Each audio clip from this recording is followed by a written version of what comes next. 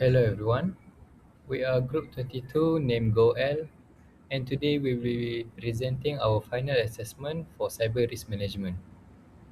Our project is focused on conducting a cyber risk management plan for Cardinal System, a multinational IT solution company. This assessment follows international standard and evaluate how the organization manages cyber risk across its infrastructure and operation. To begin, I will briefly introduce our project team and their roles.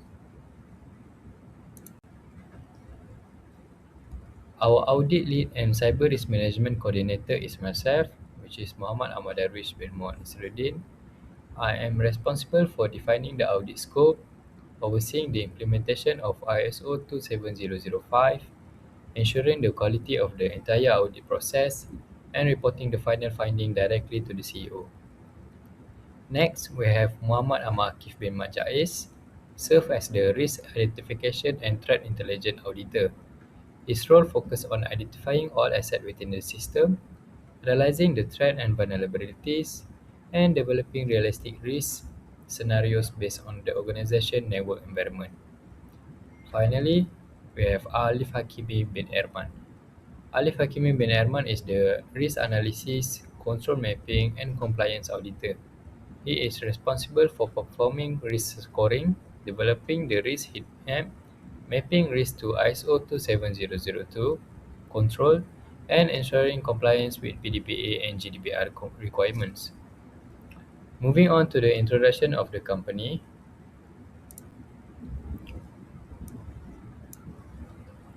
Cardinal System is a multinational IT solution provider headquartered in Kuala Lumpur, Malaysia. With operation across Indonesia, Thailand, and Singapore, the company delivers secure, reliable, and scalable IT services to both corporate and government clients across multiple sectors, including finance, healthcare, retail, and public services. Over the years, Cardinal System has grown into a trusted regional technology partner through its strong focus on innovation and digital transformation. The company supports its clients by improving operational efficiency and ensuring secure digital environment. Cardinal System offers several core IT services.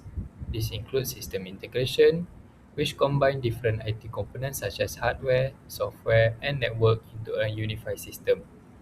It also provides application development, which focus on building custom web, mobile, desktop, and cloud application based on client requirement. In addition, the company manages network infrastructure, ensuring secure and stable connectivity across systems. It also offers cybersecurity services, including threat monitoring, penetration testing, and incident response. Finally, it provides technical support and managed services, which covers system maintenance, troubleshooting, and IT operational support. Next is the company vision and mission. The vision of Cardinal System is to become a globally trusted and secure IT solution provider, delivering innovative and digital services while ensuring strong cybersecurity and business continuity. Its mission is to empower organizations through a secure and scalable technology solution that allow them to operate efficiently, confidently, and competitively in a digital environment. In terms of security priorities, the organization is guided by the CA Triad principle. Confidentiality ensures that sensitive customer and employee data is protected from unauthorized access. Integrity ensures that all record and transactions remain accurate and unaltered. Availability ensures that systems remain operational and accessible at all times to support business continuity. Next, we look at the target customer of the Cardinal system. The target customer includes small and medium enterprises that require websites, application, and IT support. It also includes corporate organizations that need secure hosting and infrastructure services. Regional business clients across Malaysia, Singapore, Indonesia, and Thailand rely on their multinational IT services. E-commerce businesses depend on them for secure platform and data management. Finally, educational institutions use their system for portals, storage, and technical support. Moving on to the organizational structure, Cardinal system is led by the Chief Executive Officer or CEO who hold the highest authority, especially in risk acceptance decision. Under the CEO, the IT manager and operation manager oversee the technical infrastructure and business continuity respectively. The internal audit team report directly to the CEO to ensure independence and objectivity. Supporting them are the second ops team, network and system administrator, IT support staff, and general operational staff who manage daily business functions. Next, this project is guided by internationally recognized framework and standard. We use ISO 27005 as the main framework for managing cyber risks, covering all phases from risk identification to risk acceptance. We also apply ISO 27002 as a reference for selecting and implementing security control. In addition, we comply with the Personal Data Protection Act (PDPA) of Malaysia to ensure proper handling of personal data. We also consider the General Data Protection Regulation or GDPR to ensure protection of EU citizen data when applicable. Finally, this project is structured based on a 6-week project timeframe, which outline the progression from initial research and analysis through the risk treatment, control mapping, and final presentation and submission. At this point, we move into the main section of the cyber risk management plan, starting with the detailed risk analysis and identification process. Okay, I am Alif Hakimi, and I am going to present the section A, which is context establishment. The purpose is to establish the foundational environment, boundaries, and baseline rules for our entire cybersecurity audit. The core standard is to build systematically around phase 1 of the ISO IEC 27005 framework. The operational footprint assesses our corporate operations across our Kuala Lumpur primary headquarters and regional branches in Singapore, Thailand, and Indonesia. For the strategic alignment, coordinates information security directly with the commercial goals of our 80% IT solution firm. As for the scope of assessment, the first category is physical security and facility safeguards. This is the biometric logs, the AO1. Enforces the strict server room perimeter boundaries, the CCTV metrics AO2, 24/7 video recording across the device framework and office floor, and FM200 system, the AO3, the water glass gas fire suppression to protect our core rack servers. As for the second category, we have the core network infrastructure and edges appliance. For example, like the perimeter firewall, the AO7, regulates and blocks the malicious data traffic at the public edge. And then we have the core switch AO9. It handles the internal LAN routing data transit. And then we have the enterprise Wi-Fi, the A11, which manage the authenticated wireless endpoint connectivity. And then for the third category, we have the DMZ, the demilitarized zone server ecosystem. For example, it's like the web server, which is the A14, hosts public portals, client-facing web application interfaces, and then the application server A15. It executes core back-end business system logic, and then we have the true NAS storage, the A16, serves as our primary client database and system backup nodes. And then as for the fourth category, we have the software, directories, and logical access system. This is we have the core VPN gateway, the A20. It manages the encrypted data pathing for remote work from home workers. And then we have the Active Directory, A21, controls user identity, domains, and credential policies. And then after that, we have the internal Git repos, the A22. It stores the proprietary custom source code blueprints. And then as for the fifth category, we have the endpoints, peripherals, and IoT devices. For example, we have the employee workstation, the A26 core computing laptops utilized by our developer teams, and then we have the Cisco IP phones, the A29. It controls the internal and external client support voice subnets, and then we have the shared network printer, the A30. With it is a peripheral layer used for planning log domain log and admin files. And then as for the last category, category 6, we have the information assets and regulated data. As for example, we have the customer PII data, the A32 regulated records protected under the Malaysia PDPA 2010 and EU GDPR. And then we have the automated backups A33, cryptographically secured a archive designed for disaster recovery. After that, we go to the risk scoring and classification model. The risk scoring, we take likelihood and multiply it with impact. As for the calculated risk, we have 4 categories: 1 to 5, 6 to 10, 11 to 17, and 18 to 25. The qualitative priority level is low, medium, high, and critical. The low, for the treatment action method, for the low is just safe to accept, managed with a local routine logging. For the medium is conditionally acceptable, resolved within standard engineering windows. And then as for the high priority level, it's unacceptable and demands formal mitigation plan deadlines.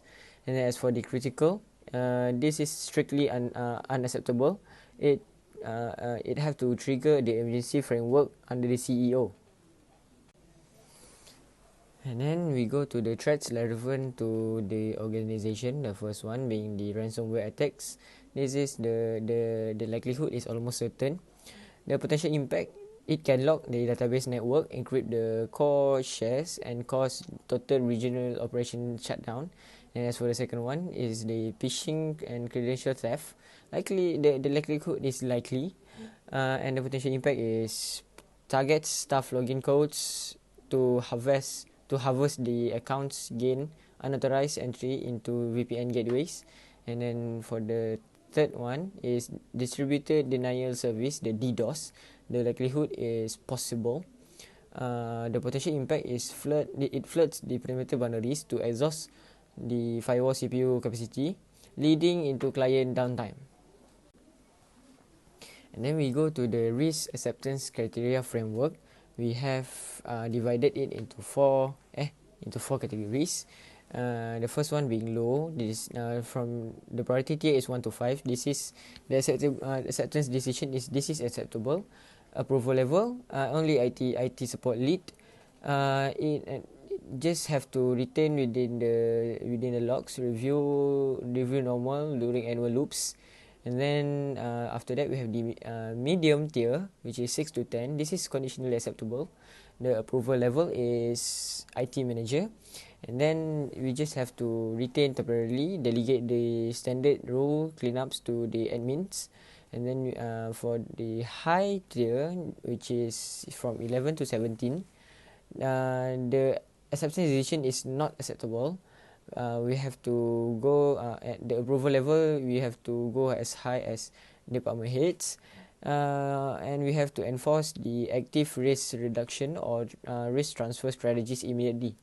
And then for the last one, this is the critical level from 18 to 25. This is strictly unacceptable. The approval level is CEO. We have to allocate immediate emergency funding to block the transfer vector. And then as for the audit limitation, first one, we have the boundary control. The technical boundaries to manage the expectation regarding audit findings. The first one being the exclusion of financial and HR audits. The focus is tightly to restrict the information technologies architectures, leave the payroll balance and incorporate hiring checks out of scope. The second one being the high level control review. The focus is to exist. The focus is existing controls are assessed using administrative configuration reviews rather than live technical stress testing. And then for the third one, this is the no life exploitation testing. The focus is to exclude the active penetration testing, automated the exploitation script, or to simulate the hacking runs against the customer web portals. So to conclude, the context value is just to align the organizational profiles with the structured asset list to build an accurate context line audit landscape. The topology definitis is to broadening our scope, physical facility safeguards, source repositories, and data classification reflects a true multi-jurisdictional firm footprint. And then for the foundation build, this rigorous foundation ensure that the next step of risk analysis, treatment, target, verified technical design flaws. Hello, Assalamualaikum. My name is Audit, and today I will talk about risk identification.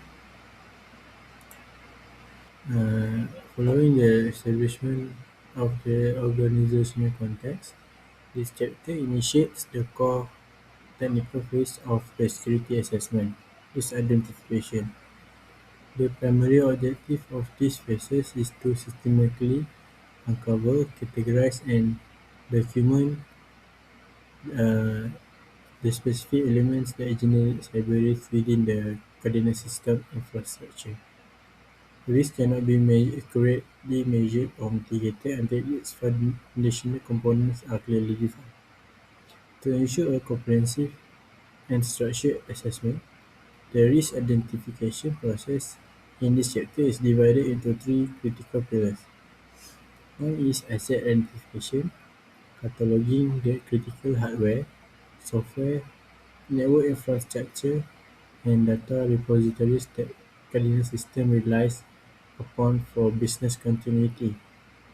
Uh, Second is the threat identification, defining the potential malicious events, threat actors, and environmental factors capable of negatively impacting the organization's assets or client data.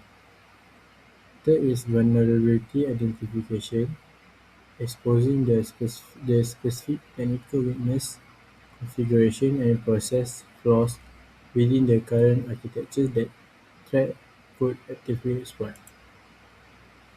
For asset identification, we have 18 in total for the asset identification, and I will talk for 15 of the asset. For 10 of the asset, for the core infrastructure and the NZ asset, we have we label for the asset ID, asset name, category, the location, the IP address, MAC address, and the primary owner. For example, we have AST01, the asset name or model is FW01, perimeter firewall, Palo Alto PA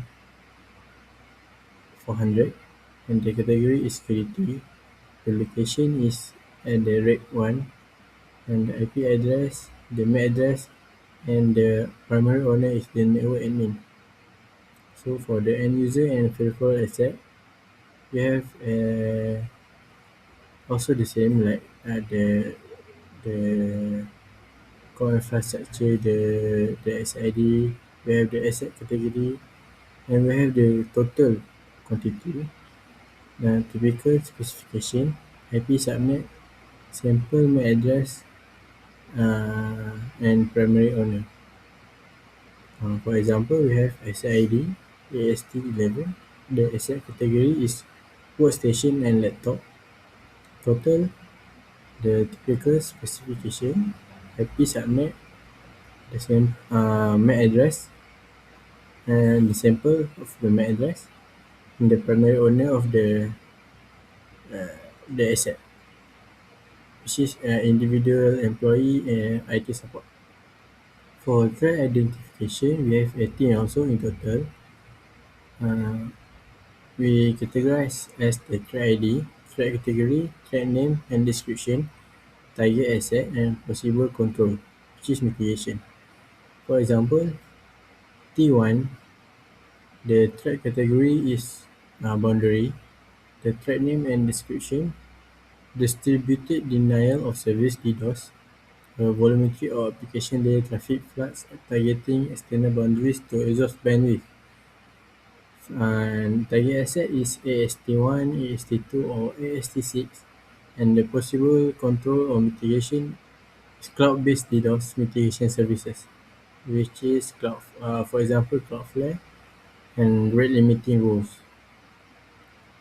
And the others is the example of the threat identification. For the other example is the T6, which is the threat category is endpoint, and the threat name is data exfiltration, the unauthorized extraction of intellectual property source code or proprietary client data to external servers. The target asset and the possible control or mitigation is data loss prevention DLP tools, strict outbound firewall rules, large data transfer monitoring. Next is the vulnerability identification. We have 18 also in total. For example, we have the threat ID V2 and the target threat, the affected asset, and the vulnerability name, the exploitable threat, and the mitigation.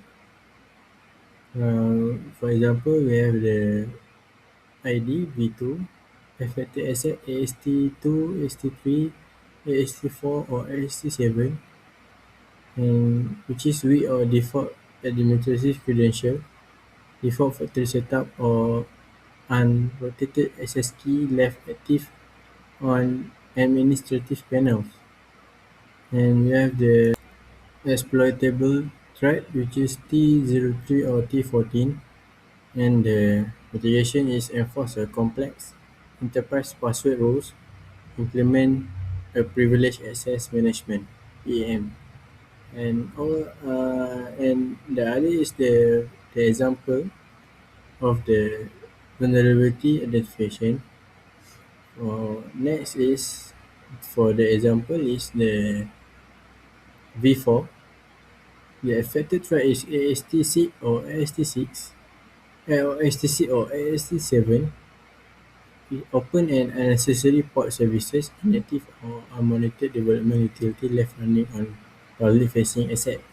So the threat, uh, the exploitable threat is T02, T03, or T11, and mitigation is the hardening system configuration, disabling unused daemons, host-based firewalls. So next we have risk scenarios. For example, we have 10 scenarios, and in this slide I will present four of the scenarios. For scenario one, we have web application compromise data, web application compromise and data breach. Asset is SRV web, AST6 production base, and AST9. The threat is SQL injection and web exploitation. The vulnerability is lack of input validation and sanitization. For risk scenario, an external attacker exploit an unpatched vulnerability in the client portal hosted on the web server within the DMZ. Because the application lack proper input validation, the attacker execute an SQL injection attack to bypass authentication. This allows them to query the backend production database directly and infiltrate sensitive client data. resulting in regulatory fines and loss of client trust. For scenario 2, we have ransomware propagation via endpoint. For asset, we have workstation AST11, access switch AST4, and the storage server AST8. The threat is phishing and social engineering (T4), ransomware and malware propagation (T5). For vulnerability, the insufficient employee security awareness and lack of internet network segmentation. Risk scenario is a technical support employee inadvertently execute a malicious link via targeted spear phishing email on their workstation. Because the internet LAN lacks network segmentation at the switch level to isolate user group from call zone, the ransomware moves laterally across the network. It reaches the storage server in the DNZ, encrypting centralized client backup and halting business operation. The other example of risk scenario is scenario 3, the wireless credential interception. The asset is the AST5 enterprise Wi-Fi router and workstation and laptop AST11. Threat is man in the middle (MITM) and interception T07. The vulnerability is insecure wireless protocols (V9) in the risk scenario. An adversary positioned in physical proximity to the office exploit the weak static WPA2 personal pre-shared key on the corporate wireless network. By executing a man-in-the-middle attack, they intercept wireless packet moving between a developer's laptop and internal host, capturing then takes corporate administrative credentials to compromise staging environment. For scenario 4 is perimeter erosion and service outage. Asset is the perimeter firewall (AST1) and main edge router (AST2). The threat is DDoS (T1) and the vulnerability is in configured firewall (ACL) uh, and inadequate rate limiting (V1). Which scenario is a coordinated botnet launches a volumetric DDoS attack against Kernel system public IP boundaries because the perimeter firewall lacks strict threshold rate limiting rules. Its CPU resources become fully exhausted and the device fails close, severing external connection to the web and application servers, leading to substantial downtime for clients. This chapter provides a thorough and systematic identification of cyber risks tailored directly to Cardinal System's current operational framework.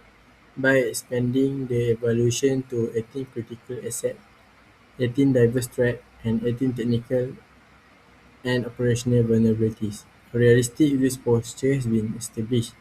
The mapping of these distinct pillars culminated in the construction of 10 actionable, high-risk, high-impact risk scenarios ranging from critical software injection flaws and unsegmented network lateral movement to physical device theft and infrastructure power reliance failure.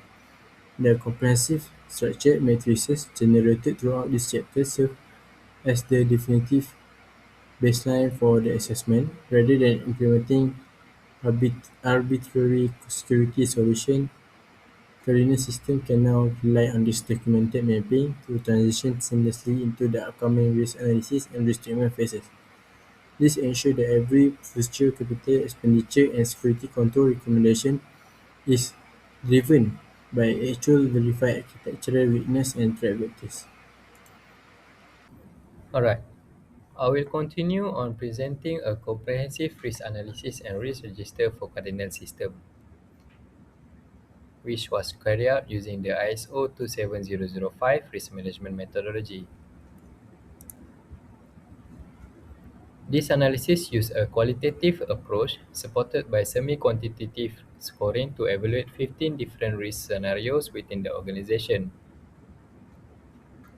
The current environment of Cardinal system is considered minimally secure.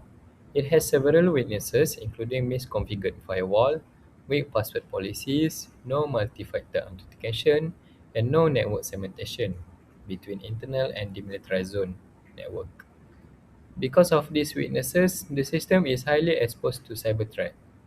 Each risk was assessed based on two main factors, which are likelihood and impact. in order to determine the overall severity of each risk.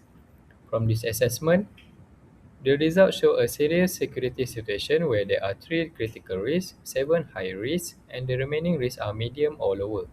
These risks include attacks such as SQL injection on the web server and ransomware propagation through unpatched system.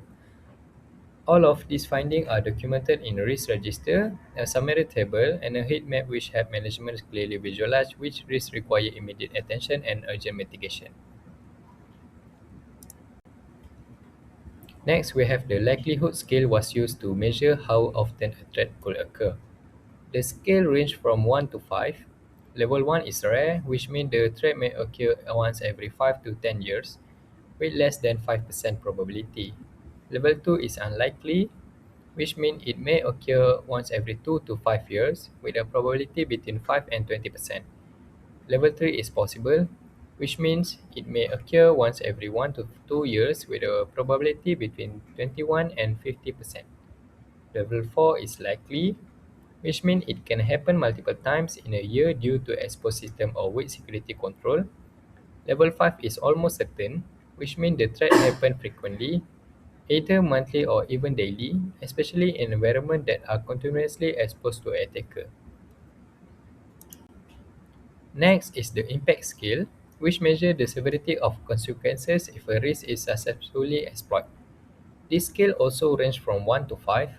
Level 1 is negligible, where the impact is very small and usually limited to minor technical issue, with financial loss below Rm 2000 ringgit, and no external impact.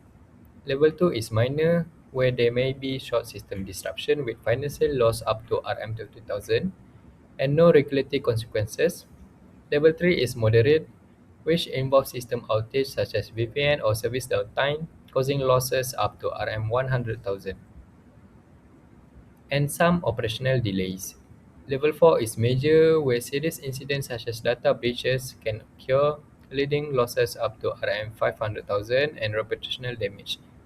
Level 5 is catastrophic, which refer to the total system failure such as ransomware attack that encrypt all system, causing losses above Rm 500,000 and complete business shutdown. Using these two scales, the risk score is calculated using the formula risk score equal likelihood multiple by impact. Based on the final score, are classified into 4 levels. Score from 1 to 5 are considered low risk, which can be tolerated with basic monitoring. Score from 6 to 10 are medium risk, which require planned mitigation and control improvement. Score from 11 to 17 are high risk, which require urgent attention from management. Score from 18 to 25 are critical risk, which represent immediate threat to business continuity and require immediate action. Next, we have the existing control baseline. The existing control baseline show the current security situation in cardinal system. The firewall is already deployed but is misconfigured with overly permissive rules. The password policy is weak and the default credentials are still found on some system. Antivirus is installed on only some endpoint and is not consistently managed. Wi-Fi encryption is enabled but the configuration is still weak. Multi-factor authentication is not implemented at all. Finally, network segmentation is not implemented, which means there is no separation between internal network and the demilitarized zone. Overall, this shows that although some security control exists, they are not properly configured or enforced, which creates serious vulnerability. Next is the risk register summary. 5 key risks were highlighted. Risk RO1 involves SQL injection on the web server, where an attacker can exploit unpatched vulnerability to access sensitive data, leading to regulatory penalties and reputational damage. Risk RO2 involves a ransomware infection through phishing, where a user clicks a malicious link and the ransomware spread across the network, encrypting critical system. Risk RO3 involve a man-in-the-middle attack due to weak wireless security, allowing attacker to intercept communication. Risk RO4 involve a DDoS attack or distribute denial of service attack targeting the firewall which can disrupt services due to misconfigured traffic control. Risk out of 5 involve brute force attack on the application server due to weak password and the absence of multi-factor authentication. From the overall risk register, there are three critical risks which are RO1, R2, and R5. There are 7 high risks which include RO3, RO4, and R6. There are 7 high risks which include RO3, RO4, RO6, RO7, R11, R12, and R15. There are 4 medium risks which are RO8, RO9, and R13 and R14, and only one low risk, which is R10. This shows that most of the risks fall under high and critical categories, which is a serious concern. The risk heat map further confirmed that many risks fall into the high likelihood and high impact area. This indicates that multiple threats can happen frequently and can also cause severe damage to the organization. Most of the risks are concentrated in the upper risk zone, which require immediate action. In conclusion, the risk analysis for cardinal systems show a very high-end concerning security posture. Out of 15 risks, they are critical and 7 are high, meaning that about 67% of the risks are severe. Only one risk is low. This clearly shows that the current security controls are not sufficient to protect the organization. Without immediate action, cardinal system is exposed to serious cyber threat that can affect operation, financial stability, and reputation. Therefore, urgent improvement and mitigation strategies are strongly recommended. And then we go to the section D, which is risk evaluation. This is the phase 4 of the ISO and IEC 22705. It serves as our strategic link between raw mathematical analysis and active prioritize risk mitigation. We avoid generic stance rather than treating all 15 catalog cyber threats equally. Evaluation isolates our highest priority exposures, and then we have to do the recommendation mapping. It compares the individual risk score against the corporate acceptance boundaries to define the urgency of technical resource allocation. And then as for the last one, the executive transparency, it directs the immediate oversight and emergency capital to severe liabilities threatening our international cloud operation. For the risk level definitions, we have from low to critical. The first one being low, the scope boundaries is 1 to 5. The management action required is just to retain inside the local, maintain basic monitoring during the annual cycles. The operational consequences, this is neglectable use workflow hits. Public client platforms maintain smooth performance bounds. And as for the second one, this is the medium tier, from 6 to 10 scope boundaries. The management action required is to delegate to the IT manager to schedule cost-effective software rules tune-ups. As for the consequences across the regional office, this is just a minor non-critical internal app drops. The impact is strictly confined to a few staff members. And as for the next one, this is the high risk tier from 11 to 17. This we have to escalate to the technical department heads to mandate the mitigations with strict milestone deadlines. This is a serious pipeline damage. Clients face visible system slowdowns or partial metadata leaks. And as for the last tier, which is a critical tier, which have the scope boundaries of 18 to 25, this is an active. We have to do an activate the corporate emergency incident to track under the direct or CEO oversight. And then as for the consequences across the regional offices, we have to widespread this will widespread domain description. The brand will collapse and the major regulatory data breach fines will come. And as for the next one, we have the comparison with risk acceptance criteria. We have two, which is the acceptable and unacceptable. For the acceptable, the score threshold is 1 to 10. The associated risk IDs will be RO8, RO9, RO10, R13, and R14.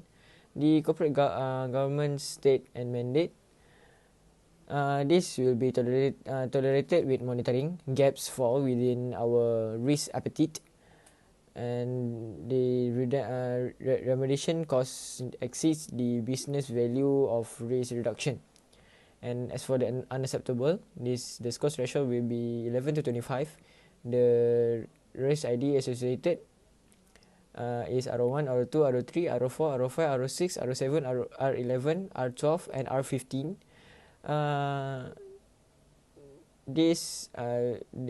The corporate government stance and mandate will involve the mitigation mandatory. It will violate our code of conduct and privacy law obligation, the PDPA and GDPR, and it will require immediate active reduction or transfer. Okay, as for the next one, we have the identification and justification of the top 5 risks. And the first risk, we have the RO1. This is the web server SQLI breach. It is the unpatched framework, missing input sanitization on public portals. The score is 20, which is critical. Why we put this the first rank? Because the public facing asset that requires zero human interaction or staff error to exploit. This directly causes massive data exfiltration, breaking the client NDA instantly. And for the second one, we have the RO2. This is the endpoint ransomware lateral propagation. The flat layer 2 LAN infrastructure. The score is 20, which is also critical. Why this is number 2? It is because it relies on a human variable. An employee must first execute a phishing law. And then for the third one, this is the RO5, the app server and administrative takeover. This is a missing MFA on remote admin interface. The risk score is 20, which is also critical. And this why this is number 3, because it's a flat network allows the infection to spread instantly and encrypt the true NAS storage SAN. And then for the fourth one, this is the RO4, the perimeter firewall volumetric DDoS outrage. This is the overly permissive threshold rules. The score is 16, which is critical. And why it's number 4? We put this at number 4 because it freezes the connectivity without exfiltrating or stealing or altering our underlying client data strings. This severely violates the SLA uptime rules. And as for the fifth one, the fifth rank, we have the R12, the MZ intrusion via the open service ports. This is the immature firewall ACL definition. The score is 16, is also critical. And as for why it is in our top 5, as number 5, is because the function primarily as a passive reconnaissance or staging vector, sits in the top tier because it gives a attacker a direct foothold of the inside of the DMZ. And next is the section E, which is risk treatment. For the introduction, following the comprehensive risk analysis conducted in Chapter 4, this chapter transitions Cardinal's system from vulnerability assessment to actionable defense implementation for every high and critical risk identified. A specific treatment strategy has been selected based on its quantified risk score, ensuring alignment with the organization's business continuity and security requirements to protect Cardinal system 80% operational environment and highly sensitive DNZ. This plan relies heavily on risk reduction via targeted technical controls such as MFA and network segmentation, risk transfer via third-party services such as DDoS scrubbing and cyber insurance. The strategy of risk avoidance and risk acceptance were universally rejected for these severe threat tiers, as disabling core infrastructure would cause unacceptable business disruption and absorbing the impact of a critical breach is not a viable option. For risk treatment option, we have risk acceptance, risk avoidance, risk reduction, risk transfer, and hybrid treatment. For the explanation for risk acceptance is formal decision to accept a risk because the cost of treatment exceed the benefit or the risk is low. And the ISO IEC D 27005 term is risk retention. And the real world example is accepting the risk of minor data loss in a non-critical archive. For risk avoidance, is discontinuing or redesigning a risky process to remove the risk resource. And the term is risk avoidance. The example is terminating a public FTP service due to high security risk. Next is risk reduction, which is applying controls to reduce likelihood or impact of the risk. And the term is risk modification. And the example is using encryption MFA, IDS, IPS, and physical accuracy and more. Next is the risk transfer, which is shifting the risk to a third party outsourcing insurance. And the term is risk sharing. And the example is outsourcing payment gateway to PCI DSS or DSS provider or buying cyber insurance.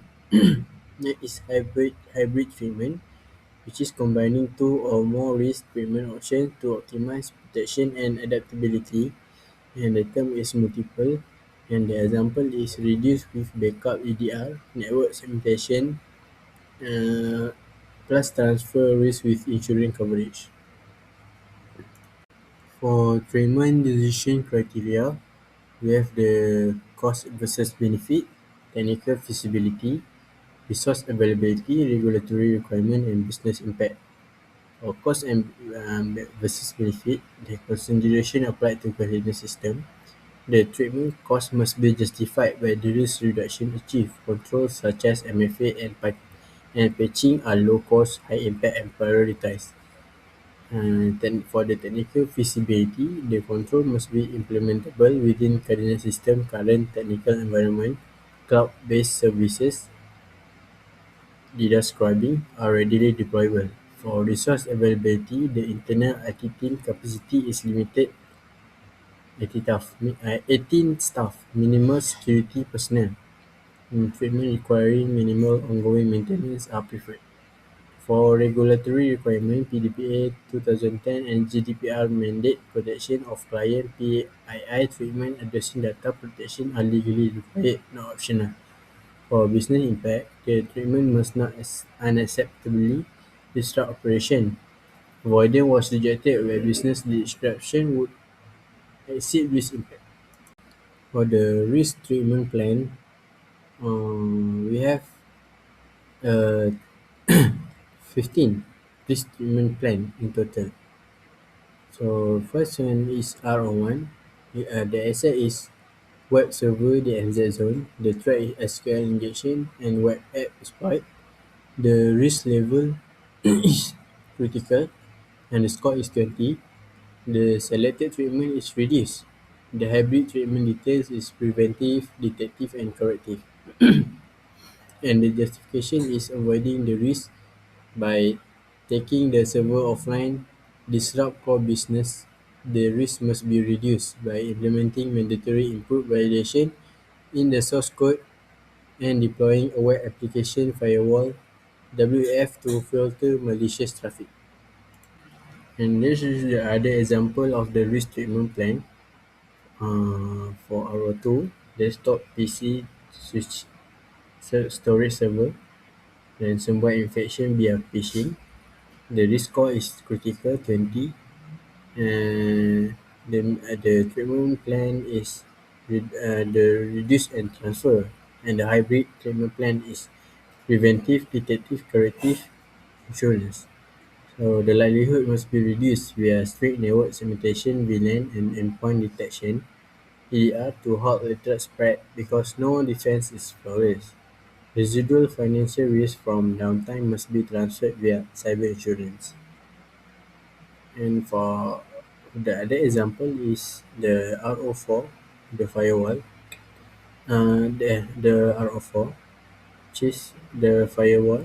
The attack is the DDoS, and the score is high 16, and the treatment plan is reduce, transfer, and reduce. And the hybrid is the preventive and corrective and third party plus third party. So the justification is local firewall hardware lacks the bandwidth capacity to absorb massive volumetric attack.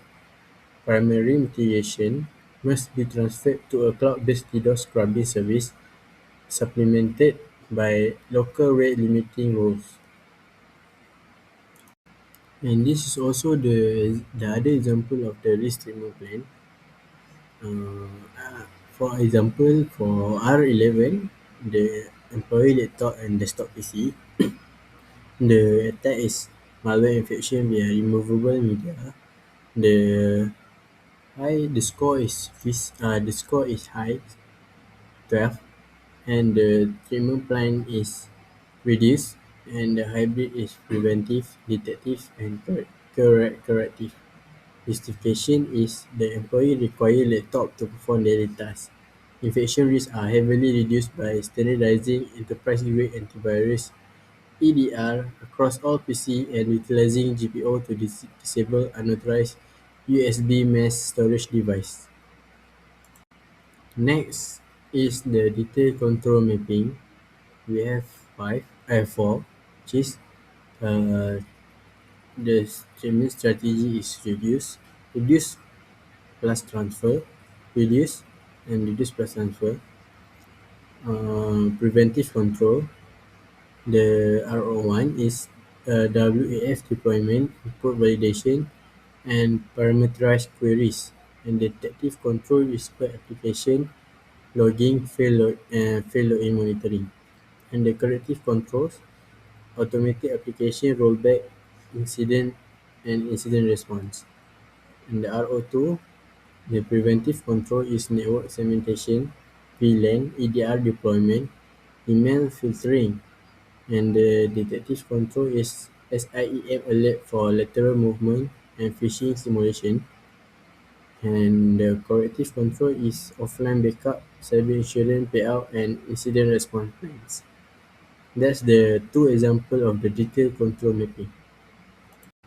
For the risk treatment executive summary, we have the risk avoidance, risk acceptance, risk reduction, and risk transfer. The application is rejected for risk avoidance, rejected for all high critical risk, and the justification is disabling core infrastructure would cause an unacceptable business disruption. So no high or critical risk could be eliminated without halting operation. For risk acceptance, rejected for all high and critical risk, which the justification is absorbing the operational and financial impact of a critical breach exceed the cardinal system risk appetite and would threaten the business survival. And risk reduction applied to all high and critical risks. The core strategy relies on implementation of cost-effective and high-impact technical control, including MFAs, network segmentation, EDR encryption, and patch management. This control addresses the root cause of vulnerabilities at minimal operational disruption. And risk transfer applied to RO2 and RO4 for threat where internet mitigation capacity is limited, specifically volumetric DDoS attack and catastrophic ransomware downtime.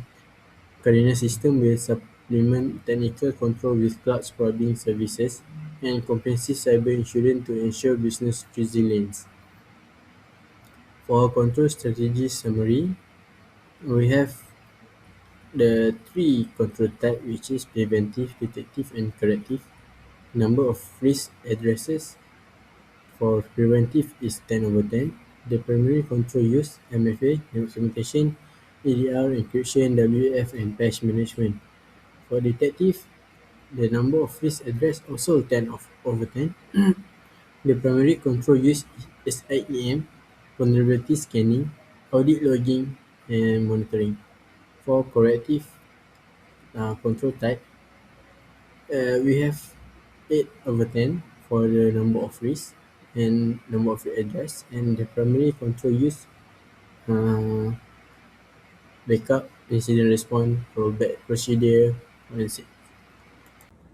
Alright, so for my last section, I will present about the ISO 27002 control mapping. The ISO 27002 version 2022 control mapping for cardinal system provide a comprehensive set of information security control that are organized into structured domains. It is used as an international standard for selecting appropriate security measure based on an organization risk environment. In this chapter, each treated height and critical risk identified in Chapter 4 is mapped to relevant ISO 27002 controls. These include the control reference, control domain, control type, and whether the control is preventive, detective, or corrective. This mapping explains how each selected control directly addresses the identified vulnerabilities and help reduce either the likelihood or the impact of each risk within the cardinal system. Overall, this ensures that all risk treatment decisions are aligned with international best practices and also comply with ISO 27005, PDPA 2010, and GDPR requirements. Next, ISO 27002 control can be grouped into three main categories. Preventive control are designed to prevent security incidents before they happen, such as multi-factor authentication, encryption, and network segmentation. Detective control are used to identify and detect incidents either in real time or after they occur, such as logging, monitoring, and vulnerability scanning. Corrective control are used to minimize the impact of incidents and restore system after an attack, such as backup recovery, incident response, and system restoration. In the key control mapping, several important controls are applied. For example, control A.8.24, which is use of cryptography, is a preventive control that encrypts sensitive data using AES 256 to protect against data breaches and data exploitation. Control A.8.5 secure authentication is also a preventive control that enforces multi-factor authentication to prevent unauthorized access and brute force attack. Control A.8.22 segregation of networks is used to implement network segmentation such as VLANs, which help prevent lateral movement of an attacker within the system. Control A.8.16 monitoring activities is a detective control that uses SIM and monitoring tool to detect abnormal activities such as DDoS attack or brute force attempts. Finally, Control A.8.31 data backup and recovery is a corrective control that ensures system can be restored after incidents such as ransomware attack or system failure. Next, looking at the control domain mapping, most control are applied under technological control in ISO 27002, specifically domain A.8, which cover technical security measures. Organizational control under A.5 are also applied, especially for authentication and supplier relationship. However, no direct control are applied under people control A.6 or physical control A.7 in this section, as the focus is mainly on technical and organizational risk treatment. Overall, technology control cover most risks from R01 to R15, showing that technical security is the most critical area for mitigation. Next is the summary by control category. Preventive control are the most frequently used, with a total of 22 applications, and they focus on preventing incidents through mechanisms such as MFA, encryption, secure coding, network segmentation, and patch management. Detective control are applied 13 times, and they focus on identifying threats through logging, SIM system monitoring, and vulnerability scanning. Corrective control are applied 5 times, and they help in restoring system through backup, recovery mechanism, and incident response. Additionally, two controls are classified under risk transfer, which involves shifting risk to third parties such as cyber insurance or DDoS protection services. Next, looking at the summary by risk ID, all high and critical risks are mapped to relevant controls. For example, R01, which is a critical SQL injection risk, is mitigated using controls such as encryption, logging, and secure authentication. R02, which involves ransomware via phishing, is mitigated using authentication control, network segregation, monitoring, and supplier-related control. R05, which is a DDoS attack risk, it is handled using supplier relationship, monitoring, and preventive traffic control.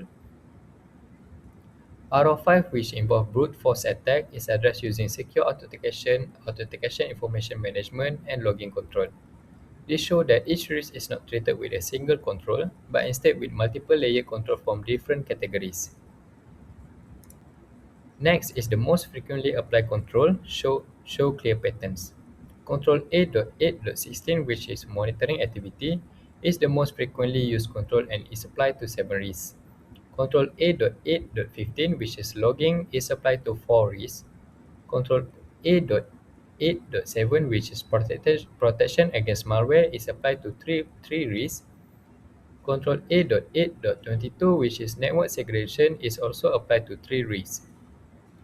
Control 8.8.8 is which is a management of technical vulnerability is applied to 3 risks. Control 8.8.31, which is data recovery, is also applied to 3 risks. This shows that monitoring, logging, and malware protection are the most critical control in this environment. In conclusion, this chapter successfully mapped all high and critical risk in cardinal system to appropriate ISO 27002 version 2032 controls. A total of 40 control applications were identified across 12 different controls, with A.8.16, A.8.15, and A.8.7 being the most frequently applied. All high and critical risks are covered by at least one control, and most risks are addressed using multiple layered control from preventive, detective, and corrective categories. In addition, hybrid risks such as R02 and R04 are mitigated using combination of different control types to improve effectiveness. Finally, these control mapping are also ensure compliance with PDPA 2010 and GDPR requirement, which strengthen both legal and security compliance. Overall, this chapter formed the foundation for the next phase, which is the risk acceptance phase in Chapter 7, where residual risk will be evaluated and formally accepted by management. Okay, as for the last chapter, we have the risk acceptance.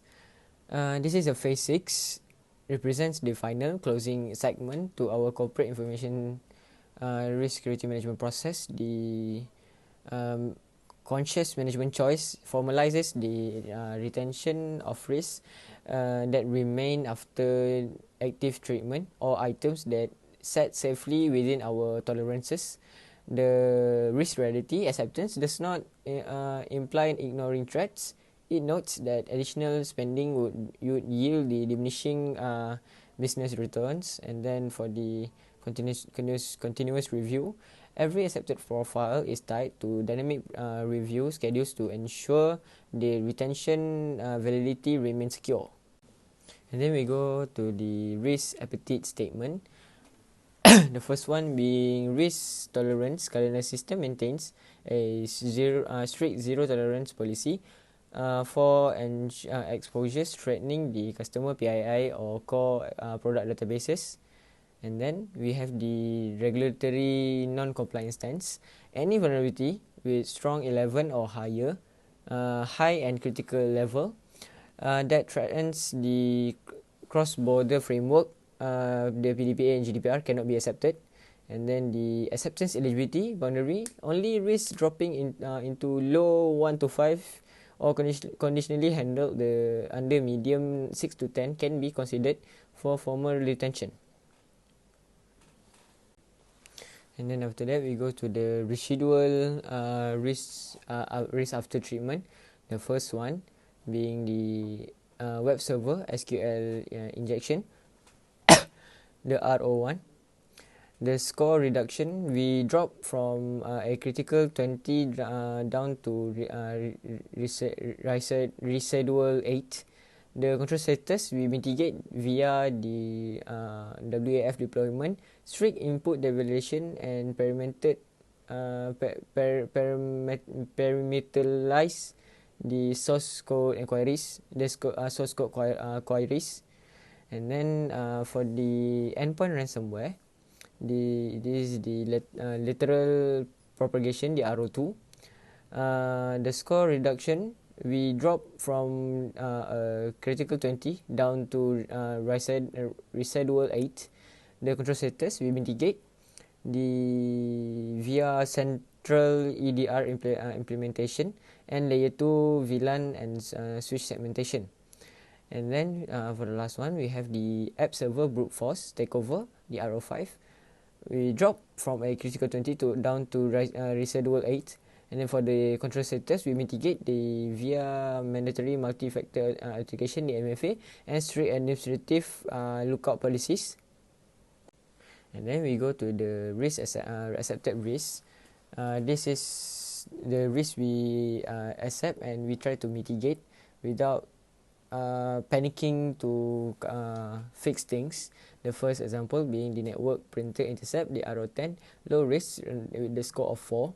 The justification is the potential financial loss sits below 20,000. The printer access is restricted to internal LAN, making external threat impact minor. And then we have the mobile device physical theft, the RO8. It holds a medium risk with a score of 9. This is because the upfront software costs full of a full enterprise MDM tracking deployment are disproportionate to low historical local loss patterns. And then for the last one, we have the insider threat and malicious data theft. The R13 with a medium risk and a score of 10. The justification is fully automated privilege tracking requires extensive capital and deferred to the next cycle, currently managed via manual peer reviews. As for the summary of this chapter, risk acceptance, the total inventory distribution, we, Cardinal System, formally retains 15 total risks, 10 treated residual items, and 5 baseline retained items. We do some continuous oversight commitments. We accepted the items to bound the structured re-evaluation timelines to maintain the corporate resilience. So for the conclusion, the report has conducted a comprehensive information security risk assessment for the Cardinal System, a regional IT solution provider operating across Malaysia and Singapore, Thailand, and Indonesia. The assessment followed the IEC 27005 risk management methodology, covering all phases from context establishment to risk acceptance. The assessment identified 33 assets, 18 threats, and 18 vulnerabilities which were consolidated into 15 risk scenarios. Each risk was analysed, evaluated, treated, and formally accepted where appropriate. For the key finding is critical risk found, high risk found, and medium risk found, low risk found. So for the total risk is 15 risks documented in the risk register. For the risk treatment summary, all high and critical risk 10 risks receive active treatment, risk reduction. All 10 high critical risk transfer (RO2) and RO4 for risk avoidance, none, because would cause unacceptable business disruption, and for the risk acceptance, none, because it exceeds the risk appetite. And for the risk acceptance summary, after treatment, all 10 high critical risks were reduced to medium level. The category is the residual risk after treatment. Number of risks is 10. Action is accepted with annual monitoring. Medium risk, not treated. Number of risks is 4. Accepted with monitoring. Low risk, not treated. Number of risks is 1. Formally accepted, and the total risk is 15. All formally documented and approved. So, this risk assessment has successfully identified and analyzed, treated and documented all significant risks facing current system. The organization now has a clear understanding of its current security posture and a practical roadmap for improvement. The highest priority action are immediate implementation of MFA, WAF deployment and network segmentation, as this control address the three critical risks RO1, RO2, RO5 that threaten business continuity and regulatory compliance. The current system must remember that risk management is a continuous process. The threat landscape evolves, business objectives change, and new vulnerabilities emerge. So regular review of the risk register at least annually are essential to ensure that security control remain effective and that the organization risk posture stays within acceptable limits. For recommendation, based on the assessment finding, priority is immediate. The research recommendation is enforce MFA on all administrative interfaces. Timeline is 0 to 30 days. Deploy web application firewall and input validation 0 to 30 days also. Short term is implement network segmentation between DMZ and internal LAN 30 to 90 days. Short term, deploy centralized patch management system and implement security awareness training for all staff. For medium term is deploy full disk encryption on all endpoint and servers 90 to 180 days and purchase cyber insurance. So that's it from us. Thank you.